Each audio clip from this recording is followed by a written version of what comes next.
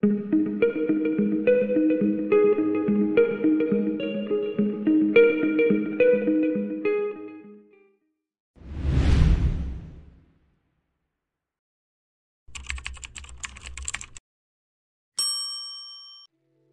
this video, we will check out how to use delete and rebuild indexing options on Windows 11.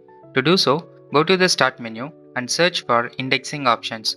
Once you find the setting, click on that. Indexing options will open now. Click on Advanced. Under Troubleshooting, you can find the option Delete and Rebuild Index. Click on Rebuild. The system will provide a warning stating that the process might take a long time to complete. If you are okay with that, click OK. The system will start the process. It will take some time.